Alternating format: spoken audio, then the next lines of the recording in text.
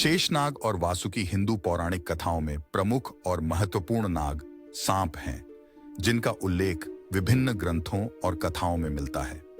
आइए इनके बारे में विस्तार से जानें। शेषनाग को शेष या अनंत भी कहा जाता है। वे नागों के राजा और भगवान विष्णु के शैया बिस्तर के रूप में प्रसिद्ध है। शेषनाग के बारे में प्रमुख बातें। शेषनाग का आकार अत्यंत विशाल है और वे अनंत सिरों वाले होते हैं। हर सिर पर एक मणि होती है जो प्रकाशमान होती है। शेषनाग भगवान विष्णु के विश्राम के समय उनका आसन बनते हैं। वे एक क्षीर सागर में भगवान विष्णु के नीचे कुंडली मारकर विराजमान रहते हैं। यह भी कहा जाता है कि शेषनाग पृथ्वी का समर्थन करते हैं और उनके सहारे ही पृथ्वी संतुलित रहती है।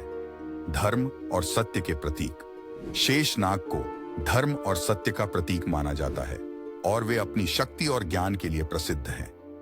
वासुकी नागों के राजा हैं और समुद्र मंथन की कथा में उनकी महत्वपूर्ण भूमिका है। वासुकी के बारे में प्रमुख बातें। समुद्र मंथन के समय वासुकी नाग को रस्सी के रूप में उपयोग किया गया था। देवताओं और दानवों ने वासुकी को मंदराचल पर्वत पर लपेटकर मंथन किया, जिससे अमृत और अन्य बहुमूल्य रत्न निकले। वासुकी नागों के राजा माने जाते हैं और उनके पास अद्भुत शक्ति और शक्ति होती है।